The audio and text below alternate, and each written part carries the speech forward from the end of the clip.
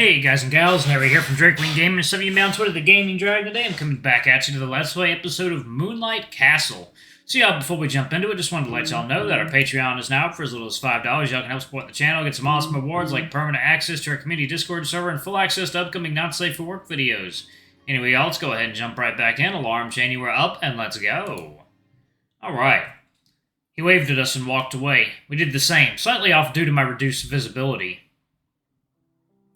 Okay, enough of that. What's your plan now? I have to attend one more lesson and make up for the time lost from before.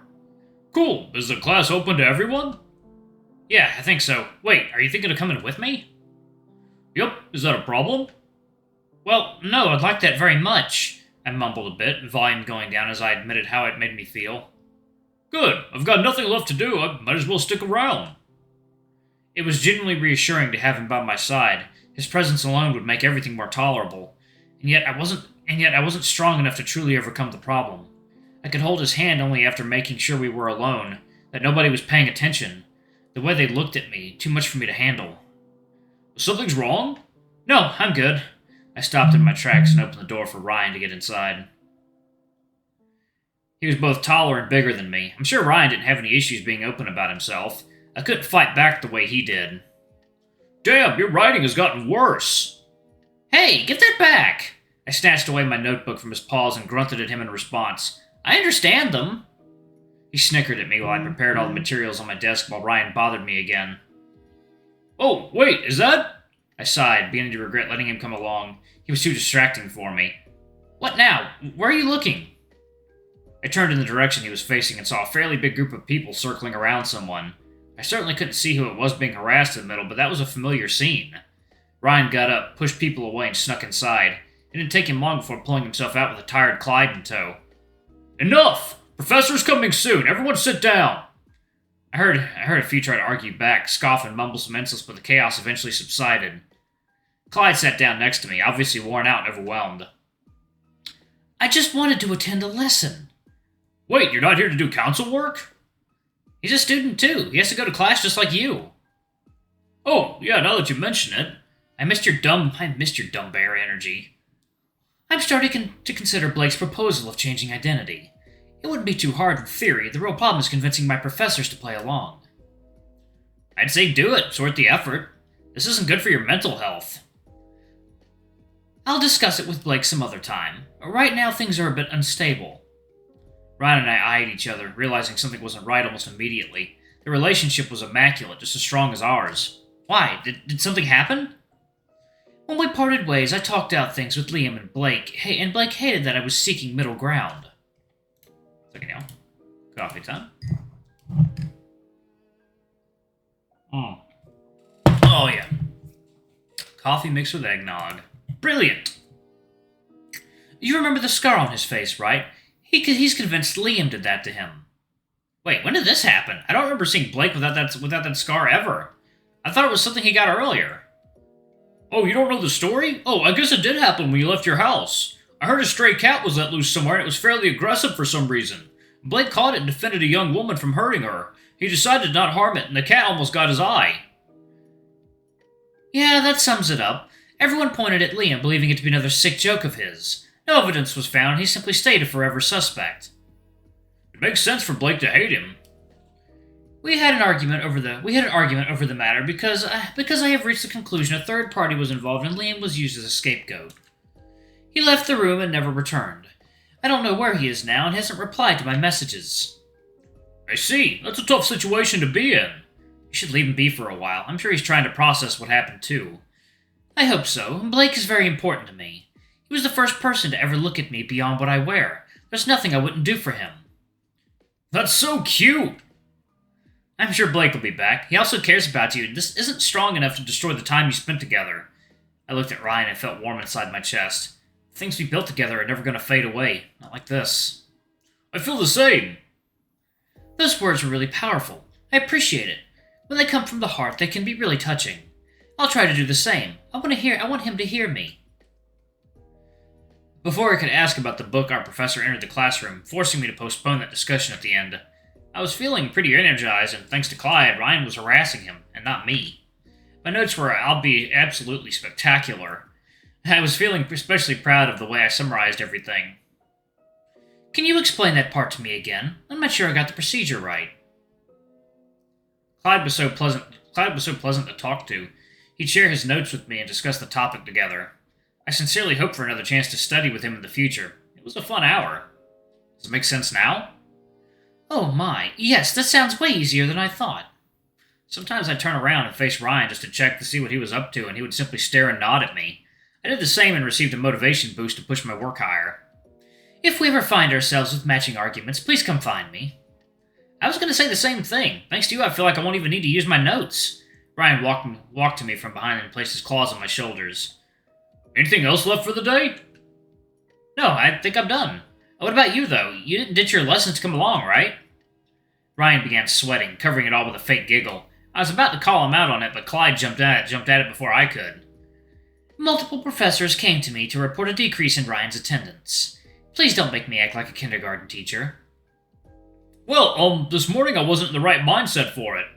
I personally believe this is not an issue I should take care of. They told me because you kept avoiding them. I'm sorry, I'll talk to them tomorrow. Does that mean you also skipped right now?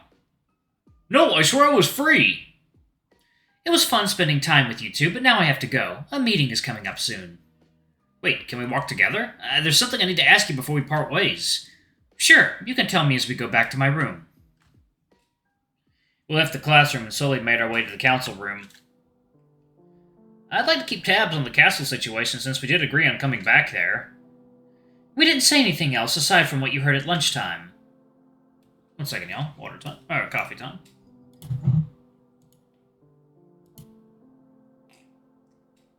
Alright. We discussed Liam's case and then checked out that book I found. Was it spooky? Ryan's voice darkened to match his joke, waving his fingers around Clyde, let out a small chuckle and hushed him. Enough to say it was a good idea keeping Patrice from seeing inside. We both froze for a couple seconds when we heard a genuine response. Oh, you're serious? I wouldn't joke on this. I'm serious. Okay, then what was inside? Weird phrases and scattered words, insults, cries, things you'd hear when you're either crazy or desperate. Isn't it possible to fabricate it? I'd believe it, yeah, but the book was empty before, and now these things written in red showed up. In red? I hope it's not blood. My body shivered at the image of fresh blood streaming down its pages. I wanted to say invisible ink exists, but Liam never got access to it. I don't believe you'd do this. Something's definitely weird. Dylan began bleeding from his nose after looking at it. Strong emotion can trigger that, but then again, we're talking about Dylan. I'll take my time and learn more about the castle and the book. I'm planning to return to it tonight. Yeah, makes sense. Thanks for letting us know. We watched Clyde open the door and wait outside. He gave it a quick look inside. It didn't feel fair to me. He was getting enough problems from everyone else, and Blake now blamed him for doing his job. Oh, sorry, I thought you guys already left. Don't mind me. He did his best to cover up his sadness and grief. In the past, I used to do everything alone, so let's just say this is just fine. Do you want us to stick around? It'd be nice to have you both, but I can't let outsiders join me. Those are the rules, unfortunately. Yeah, I get that. I shook my head and stomped away, growing more and more upset as I witnessed this unfolding. Take care, okay? Ryan rushed a goodbye, closed the door, and quickly chased after me. Where are we going? I'm going to Blake. Well, you don't know where he is. Most likely in the bathroom smoking an entire pack like a dumbass. But we said to Clyde that we should leave him alone, and now you're going to jump in like that? His pacing increased so that he could get in the way and hold me still. I'm pissed, okay? He did nothing wrong and is being punished for it. We exchanged a long stare before Ryan spoke again with an understanding smile. Listen, I get it. It's not fair. Nothing's fair, honestly. You tell me. I'm not against this. You know me. If I can insert myself into someone else's problem, I will. But I think they will fix this on their own just fine. Give them opportunity to do so. Like now, coffee time.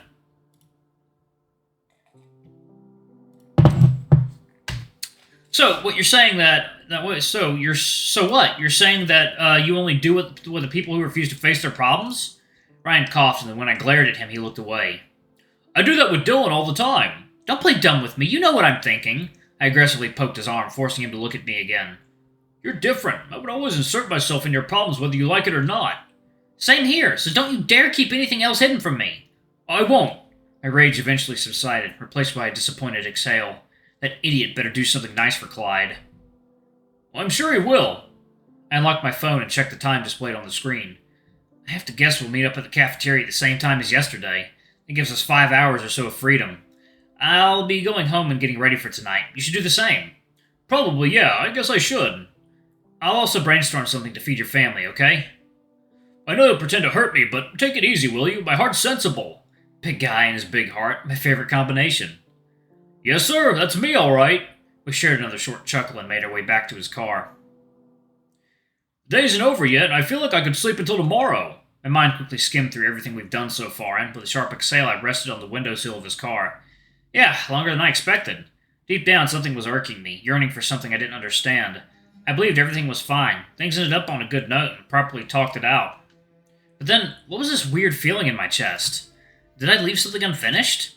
I brushed it all off and labeled overthinking combined with my usual stress-anxiety combo. I was going home soon and a nap would fix everything. There's a familiar smell only your home has, and I really missed that today. I wanted nothing else but to relax now, just me and my academic notes. Ryan looked in a hurry to go somewhere, though I didn't ask why. I get that he also needed his space after what happened today, and I wasn't going to ask him to stick around longer. Helping others felt nice and was surely the right thing to do, but what about me? Was I going to have to pretend everything was fine on my end? Would I need to keep pretending I have zero issues? I can't do this right now. I'm too preoccupied to throw any effort into it. I shoved these problems back into the closet they crawled out from and locked them in. She's not here. They're not here. I left. I'm done thinking about it. I went through my notes and memorized what I assumed was going to be the argument for our next exam, then fell asleep on the table. What's the point of drinking coffee if this is going to happen regardless? I grumbled out loud as I got up from the desk, checking the time in my messages to see if anything had happened while I was away. I've got a sudden work call. Mind if we meet directly at Russell's later? I have to take this. It was a text sent an hour or so ago while I was snoring on top of my IT books. I was obviously going to agree, but I appreciated him asking that. Second, y'all. Water time.